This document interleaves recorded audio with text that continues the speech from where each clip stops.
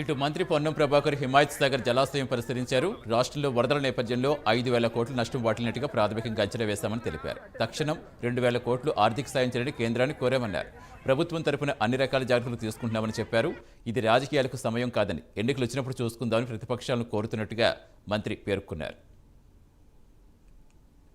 రావడం జరిగింది. గట్టి ఒక వర్షం కొడితే 5,000 క్యూసెక్ నీళ్ళు వస్తే 10 గంటల్లో ఇది ఓవర్ఫ్లో అయ్యేటువంటి అవకాశం ఉంటుంది. కాబట్టి ప్రభుత్వం తరఫున అన్ని రకాల జాగ్రత్తలు తీసుకుంటా ఉన్నాం. ఎక్కడ కూడా ప్రజలకు దీని పరివాహక ప్రాంతంలో ఇబ్బంది లేకుండా ఉన్న విధంగా అధికార యంత్రాంగం ప్రజలందరినీ అప్రమత్తంగా చేస్తూ ఉంది.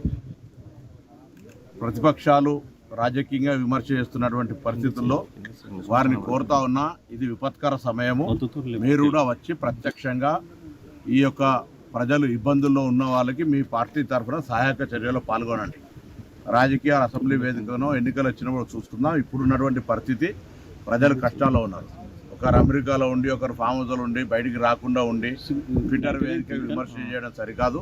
ఈరోజు జరిగినటువంటి మరణాలన్నీ కూడా ప్రమాదవశాత్తు జరిగినాయి. ఎక్కడ కూడా ప్రభుత్వ నిర్లక్ష్యంతో జరిగినటువంటి కావు.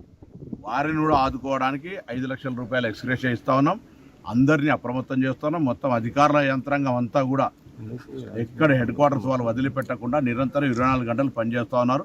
ముఖ్యమంత్రి గారు కూడా ఖమ్మం వెళ్ళి అక్కడనే నిద్ర చేసి ఈరోజు మహబూబాబాద్ పోయి అవన్నీ కూడా పర్యవేక్షిస్తూ ఉన్నారు. మేము ఫీల్డ్ మీద పోతేనే పని అవుతుంది అనుకుంటే, లేకపోతే ఇంకోటి ఏదో మేము మీడియాకు చెప్తేనే పని అవుతుంది అనుకుంటే అది పొరపాటు, అపోహ టీఆర్ఎస్ పార్టీ బీజేపీ కూడా కోరుతున్నాం. ఇలా ఇంత పెద్ద విపత్తు జరిగింది. ఇన్ని ఎకరాల, లక్షల ఎకరాల నష్టం జరిగింది. 5,000 కోట్ల రూపాయల పైన నష్టం జరిగిందని ప్రాథమిక అంచనా వేస్తుంది. ఇది జాతీయ విపత్తుగా తీసుకోమని అడుగుతాను.